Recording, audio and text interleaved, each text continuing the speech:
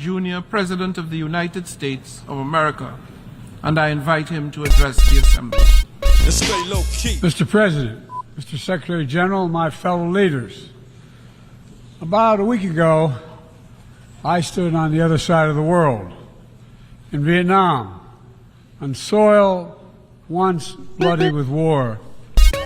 And I met a small group of veterans, Americans and Vietnamese, who witnessed, and I watched the exchange of personal artifacts from that war, identification cards and a diary. It was deeply moving to see the reaction of the Vietnamese and American soldiers. The culmination of 50 years of hard work on both sides to address the painful legacies of war and to choose to work together toward peace and a better future. Nothing about that journey was inevitable. For decades, it would have been unthinkable for an American president to stand in Hanoi alongside a Vietnamese leader and announce a mutual commitment to the highest level of country's partnership. But it's a powerful reminder that our history need not dictate our future. With the concerted leadership, careful effort, adversaries can become partners. Overwhelming challenges can be resolved, and deep wounds can heal.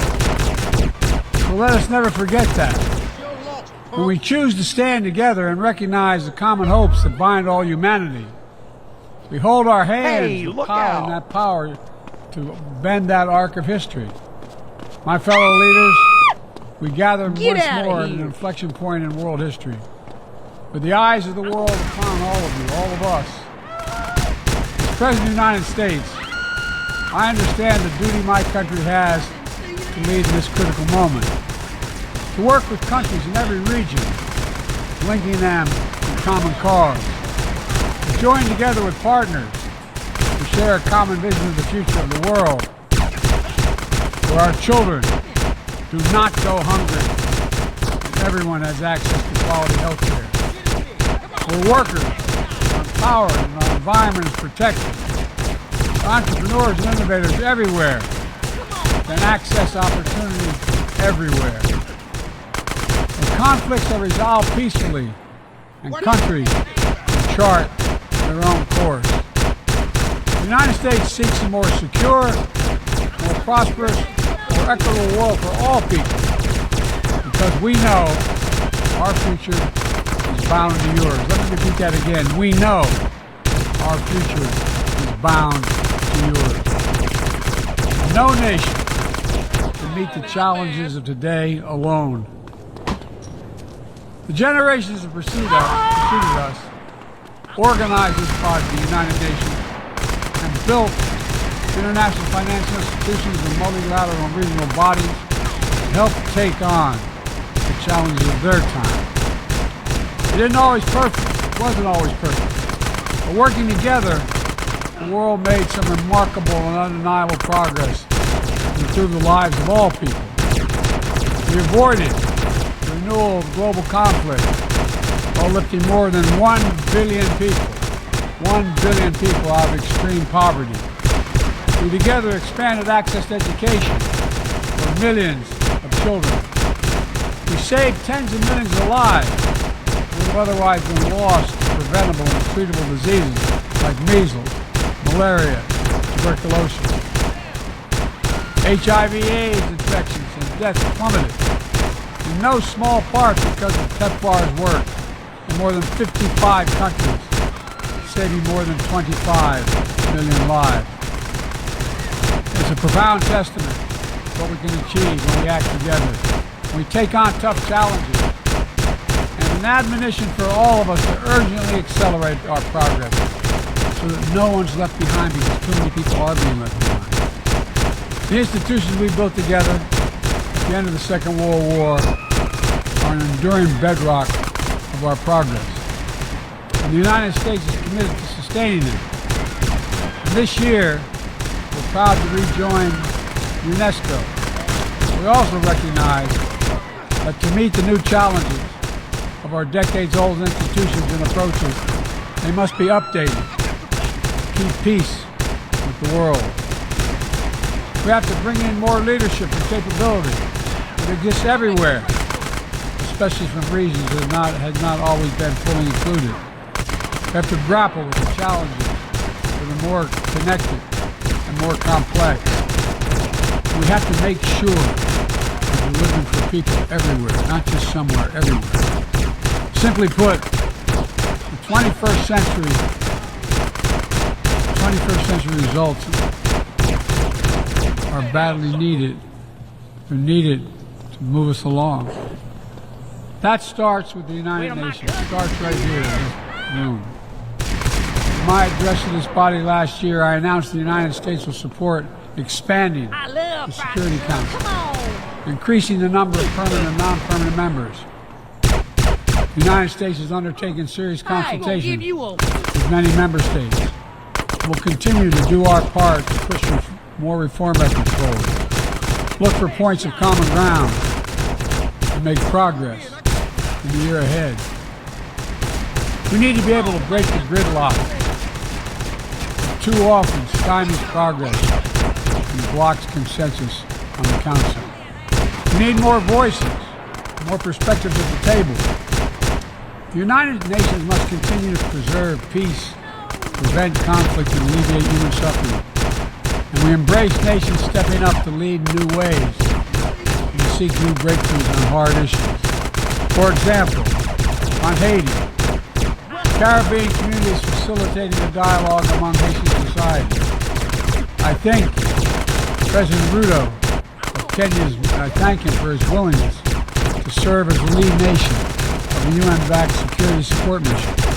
I call on the Security Council to authorize this mission now. The people of Haiti cannot wait much longer. The United States is working across the board to make global institutions more responsive, more effective, and more inclusive. For example, we've taken significant steps to reform and scale up the World Bank, expanding its financing to low and middle-income countries so it can help boost progress toward meeting the Sustainable Development Goals and better address interconnected challenges like climate change and fragility. Under the new president of the World Bank, change is already taking root.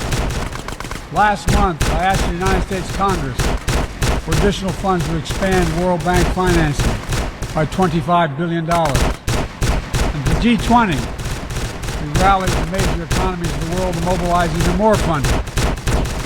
Collectively, we deliver a transformational boost to World Bank lending. And because the multilateral development banks are among the best tools we have for mobilizing transparent, high-quality investment in developing countries, reforming these institutions can be a game changer. Similarly, we propose making sure developing countries have a strong voice and representation at the International Monetary Fund. We're going to continue our efforts to reform the World Trade Organization, preserve competition, openness, transparency, and the rule of law, while at the same time equipping it to better tackle modern-day imperatives like driving the clean energy transition, protecting workers, promoting inclusive and sustainable growth. And this month, we strengthened the G20 as a vital forum, welcoming the African Union as a permanent member. By upgrading and strengthening our institutions, that's only half of the picture. We must also forge new partnerships to confront new challenges. Emerging technologies such as artificial intelligence hold both enormous potential and enormous peril. We need to be sure they are used as tools of opportunity, not as weapons of oppression. Together with leaders around the world, the United States is working to strengthen rules and policies so AI technologies are safe before they're released to the public. To make sure we govern this technology, not the other way around, having it govern us. And I'm committed to working through this institution and other international bodies and directly with leaders around the world, including our competitors, to ensure we harness the power of artificial intelligence for good, protecting our citizens profound risk. It's going to take all of us. I've been working in this for a while, as many of you have. It's going to take all of us to get this right. In every region of the world, the United States is mobilizing strong alliances, versatile partnerships, common purpose, collective action to bring new approaches to our shared challenges.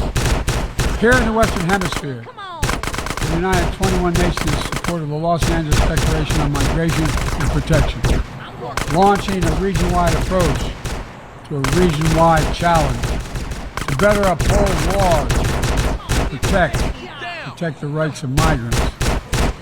In the Indo-Pacific, we've elevated our Quad partnership with India, Japan, and Australia to deliver concrete progress to the people of the region on everything from vaccines to maritime security.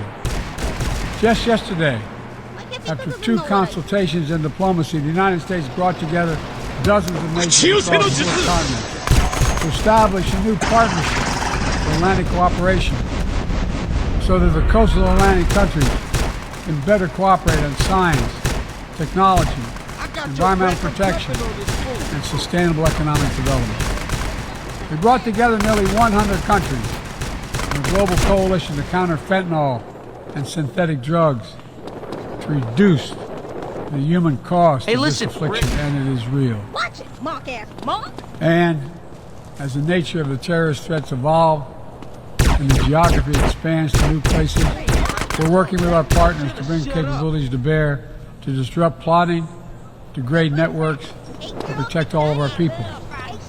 Additionally, we convene the Summit for Democracy to strengthen democratic institutions, root out corruption, and reject political violence. And in this moment where democratically elected governments have been toppled in quick succession in West and Central Africa, we're reminded that this work is as urgent and important as ever.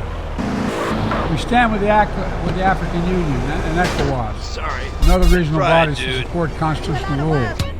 We will not retreat from the values that make us strong. We will defend democracy, our best tool to meet the challenges we face around the world. And we're working to show how democracy can deliver in ways that matter to people's lives. The Partnership for Global Infrastructure and Investment addresses the enormous need and opportunity for infrastructure investment in low and middle income countries, particularly in Africa, Latin America, and Southeast Asia. Through strategic, targeted public investments, we can unlock enormous amounts of private sector financing. The G7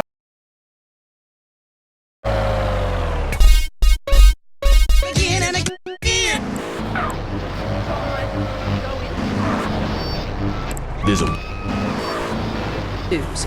Foreigners are coming. Who are they and why should we care? The FDA warns shampoo is killing your unborn child. Plus, protests continue outside the Zebra Bar Candy Company. Now for Traffic and Transit with Richard Burns. That's right, Leanne. I'm Richard Burns. The aftermath of the devastating earthquake continues. Travel is still severely restricted statewide. Officials say there are still no reported casualties, which is truly unfortunate as it makes for incredibly boring news. The federal government is still refusing aid to help rebuild bridges, and everyone is blaming each other. The governor is threatening to bomb Australia, despite scientific proof it wasn't their fault. Richard Burns, WCTR. Police say gang trouble is on the rise again, especially in Los Santos. Sources believe it is linked to the rising drugs trade, while others blame the fascist pigs. Also in gang news, customs officials report a huge influx of Russian mobsters and cheap weapons since the fall of the wall. The governor's office said everything is okay. In Vinewood news, rapper Mad Dog was celebrating the launch of his new clothing line. Richard caught up with him. The thing about Mad Dog is, think about becoming a superstar. I mean, you know, I've done everything I could do in the rap game. One shit hands down. Nobody can handle me, you know? Lifetime champ, no shit. I say shit. Oh, hey man, it's cool. That's cool. Okay, no shit. I got clothes. I got labels coming out, you know what I'm saying? I'm doing drinks. I got shoes, tires, rims. Thinking, you know, next stage is being a full-on superstar, you know? Get to wear a tight suit. Nail a lot of tail, you dig? You know what I do in real life? Gotta get me a drink though right now. I'm thirsty, you know? What a troubled man. Sounds like he should lay off the sauce. Also today, a Tourette's theater group banned from the park, unless they take up mine. And finally, in foreign news, a suspected U.S. agent was caught in Panama selling weaponry to right-wing guerrillas, causing a major incident. But we plan mostly to gloss over the implications and hope you enjoy some sporting activity tonight. The State Department is advising against foreign travel. This was Leanne Forget, WCTR News. Let's be careful out there. Deal with your ignorance in 1 minute flat. Complex issues in 60 seconds. WCTR. If you're into exploring exotic places and forbidden fruit, stay tuned. It's The Wild Traveler. Next. Support for The Wild Traveler is brought to you by the Ultimate Disc in the Dark Association of America, who encourages you to get out and play hard. Hello, I'm James Pedestin, World Traveler, and this is The Wild Traveler. We're discussing the world and all its many pleasures. Let me put it like this. Why have a hot dog from an uncaring vendor by the bathroom when you can attend a beer-guzzling marathon in Germany with enormous men and taste a wonderful German's Wurst? The world is full of incredible things, and you can discover them for yourself. Come along, I'll take you there.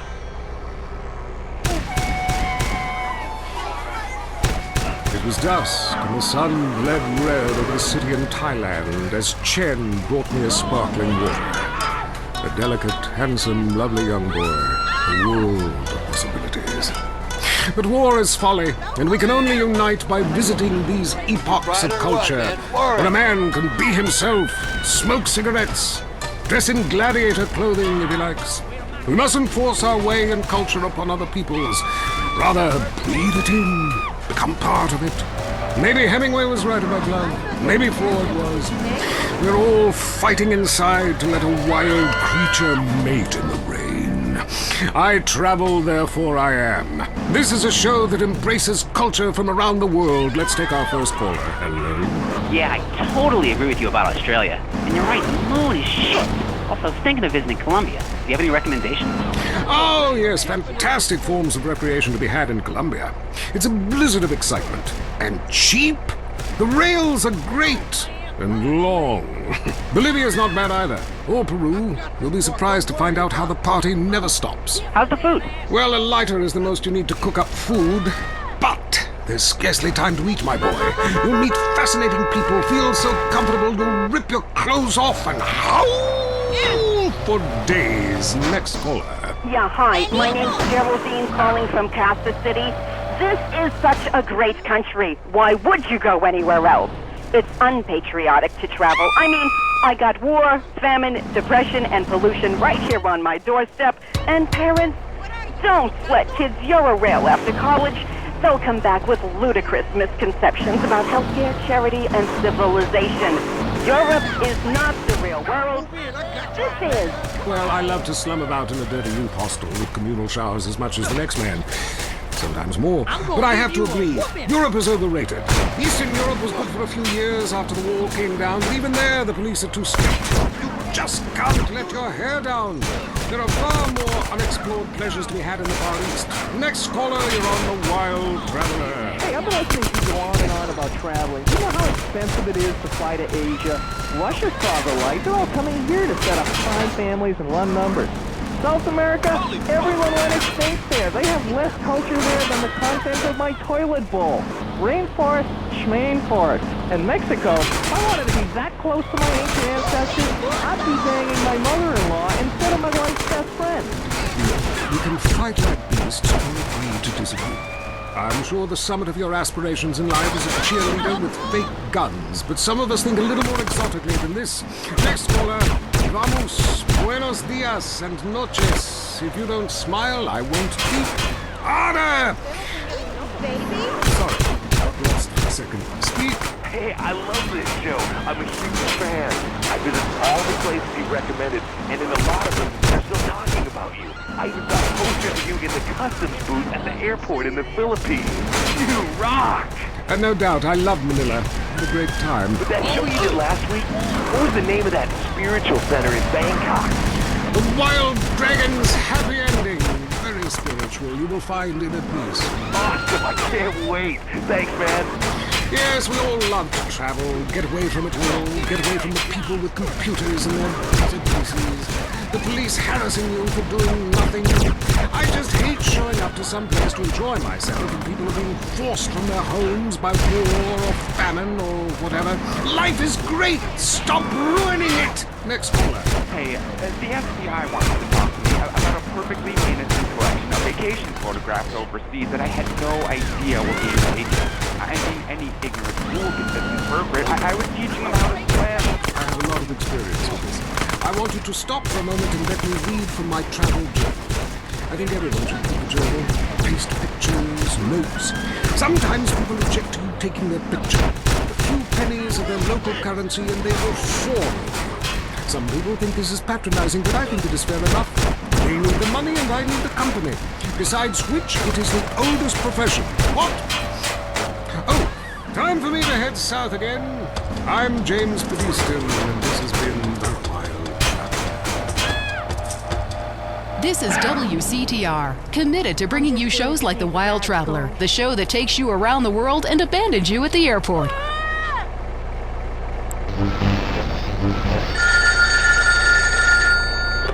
Hello? Lisa? Yeah? How you doing, bitch? How do you like living in that house we built together, huh? Do our kids like watching that bald bastard of a new husband kiss you Carl, in man, the move morning? it, Carl, They move want it. their real father, Lisa. When you just can't be there in person. San Andreas Telephone for those difficult conversations. Up next, it's Area 53 and Marvin Trill, broadcasting live from his trailer in the desert. A new planet found in space. Is it really a planet or a decoy put up to confuse us? Ghosts, time travel, and the flushing toilet. Which way did Newton's toilet spiral? And finally, are women made from sand? We explore deeper and get to the truth. I'm Marvin Trill. This is Area 53. Hello, you're on the line. Yeah, hi. I'm a truck driver and listen to your show all the time. I see a lot of unexplained phenomena out there, especially in restrooms. I agree with you about the moon. We never landed on the moon. It's such a good fake. Remember, the Russians, our arch enemy still, I might add, them and the Australians and some species of dog, they beat us into space. The only thing the Russians are shooting into space are hot dogs and monkeys. Kind of a Noah's Ark fast food kind of vibe. Hey, my dead aunt could make a better space station than them. Intriguing. I'd like to meet her. On the conspiracy line, caller, you're in Area 53. Do not use fluoride. It's evil. It made me kill my doctor. Why would we worry about a chemical that the government puts into the water? Animals can now be trained to fly, including several species of bird. Think about the military applications. Hello, caller. Hi, my name's Emmanuel. I'm really worried about hackers sending a nuclear bomb after me, you know, through the phones. Do you think they can pinpoint my location? Look, it's good for the economy to live in constant fear. I mean, the phone company, they have your name on the bill. They know your number. How do you feel about that? I knew it. Hello, Julie from Liberty City. You're on the line. A cowboy ghost has been haunting my house. I want you to take off your blouse. Stand at the window. Stand there for hours each night. Lure him in. Trapping rogue spirits is dangerous work, especially topless. Take lots of photographs. All right.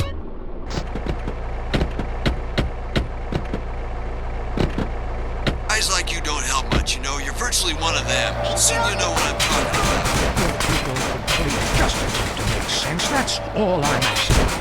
Last night, as I was laying in my pod meditating, and it occurred to me, why are you even listening to me? Turn off all electrical devices, including your radio.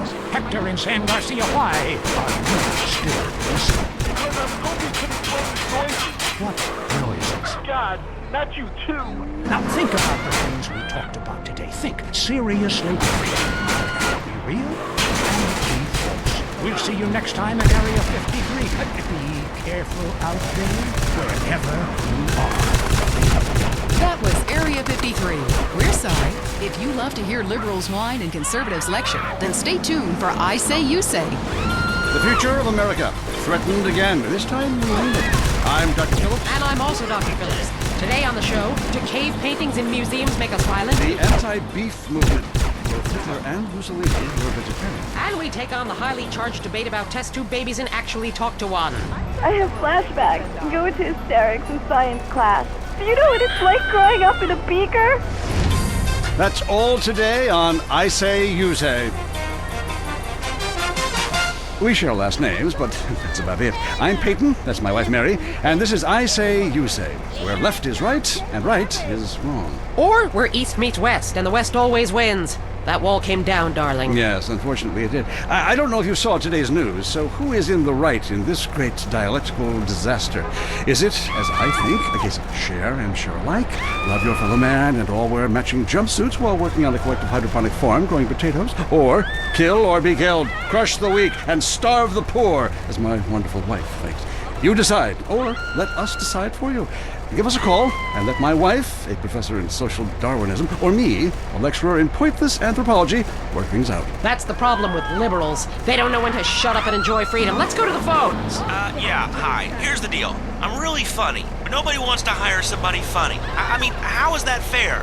I mean, I'm white, middle class, very erudite, whatever that means, but people just respond badly to me. I don't understand it. Are you related to my husband? You fried or what, I don't man? think so. I hope not. Have you got a question about politics? Yeah, sure. I know a lot about politics. Hey, can I do your job? I used to be on the radio back in the day. Even my husband can't do his job, you strange, pathetic little sap. Let's have a real caller, please. Hi, my name's Michelle. I'm a first-time caller to the show. I wanted to know what you guys thought about the proposition to ban smoking. Well, this is a simple issue. Smoking.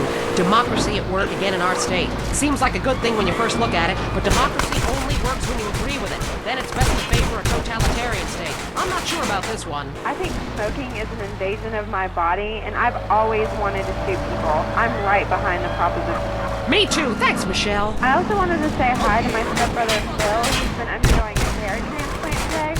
Hey, Phil, if you're listening, I hope it's fixed this time.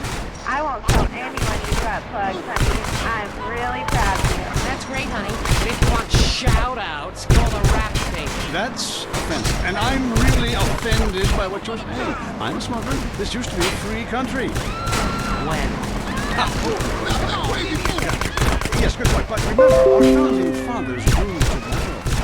Relaxed them between stressful stints of genocide, witch burning, and you're so against raising taxes. Smokers pay more taxes than anyone. My grandfather smoked his whole life. So what I'm saying is, why can't we encourage more smoking and use the money to pay for better health care and some cultural programs, bringing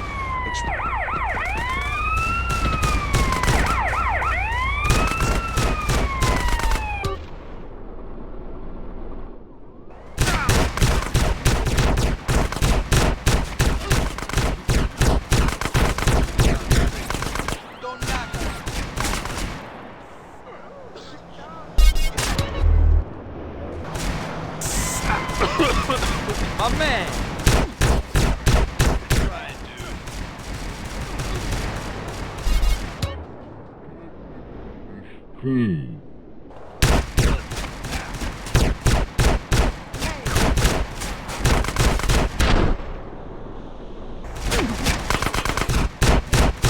Now I live in a compound surrounded by barbed wire and shoot to kill anyone I don't recognize on my land. Just want to...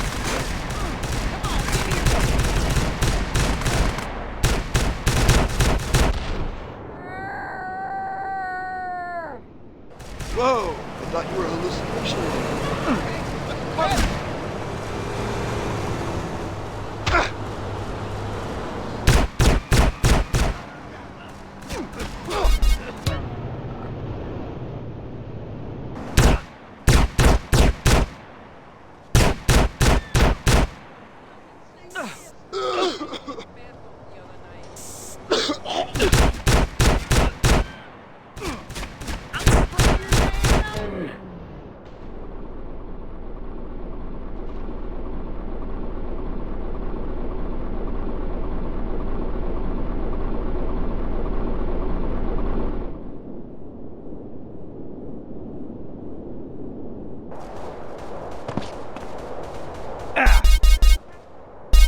garden full of corpses, and you're talking about money laundering. Yes, it's a great opportunity for some profit-centric thinking. Yes, a wonderful opportunity for give up recycling and organ donation. Oh, God, give me strength.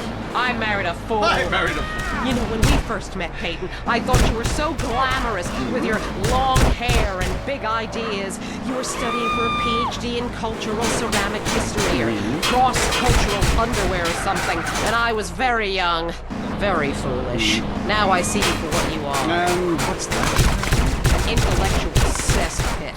A middle-class disaster, a guilt trip wrapped in neuroses and completely unable to function in this society. No wonder I prefer to sleep around. And on that note, we have to go visit our marriage therapist. He was a kind bitch and didn't write me any more prescriptions for painkillers. Remember, when the left wing and the right wing come together, the country can really get going. Straight off a cliff. We'll see you next time. Boy, I can't imagine what those guys are like in the bedroom, but I'm sure it's a bit like the Bay of Pigs. That was I Say, You Say. Opinions are free, which is why we're here. It's news and talk that our sponsors agree on. WCTR. Oh, excuse me, this is a supermarket. You two need to get a room. No, we don't. Renegade. Oh, God, you smell incredible. Maybe I'll join in. Renegade cologne for the man who wants to reek of masculinity. Nobody tells a renegade what to do. Sir, that tree is not a bathroom. Ow, not my shoes. Renegade. The renegade man goes where he wants for the smell of an individual. It's Renegade. Or instead of renegade, try sweat. The cologne for the animal inside. It's real sweat. Because nothing attracts women like a sweaty man.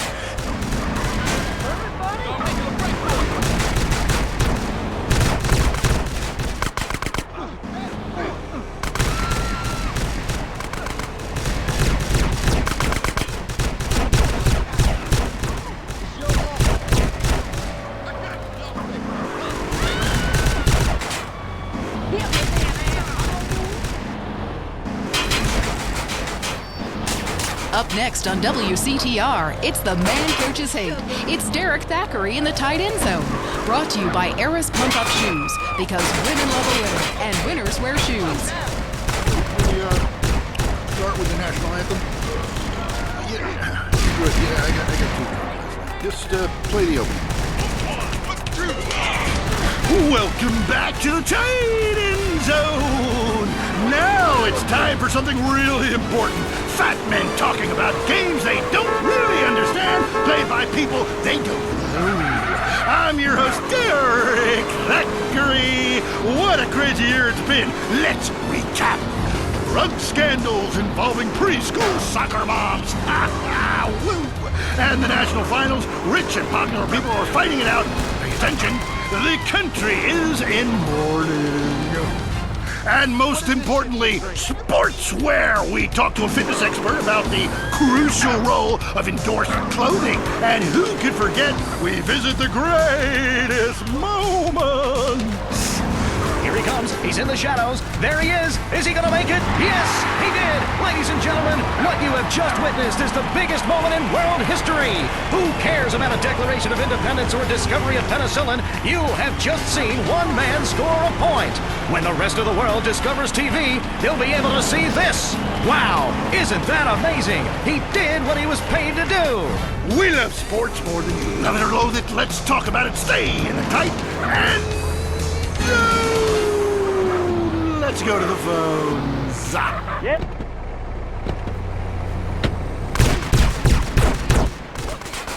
I will kick your ass if you disrespect my sports team.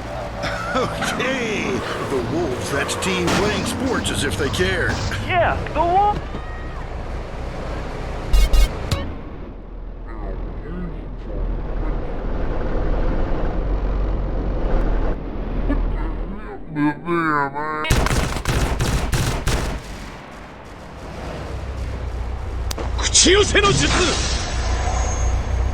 And how has that been since day one? Been to every one. Me too. I love the games, especially the luge. I'm married, so sliding down an icy tunnel of doom at high speed makes sense. Yeah, I know about frigid action myself. I mean, they gotta be kidding me. Since when has running been an Olympic sport? Running ain't a sport. Don't make me puke. Anyone can run. My ex-wife made me an athlete. I ran my ass off when the Red Baron flew into town. I tell you, when I was a kid, there were only 3 sports that mattered: football, baseball, and killing communists.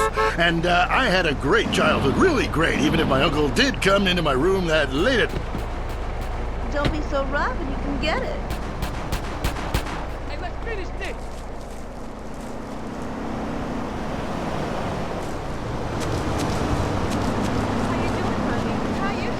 I love cookie and dip. I can like that. Hey, my kicks, motherfucker! Hey, cover me, dog!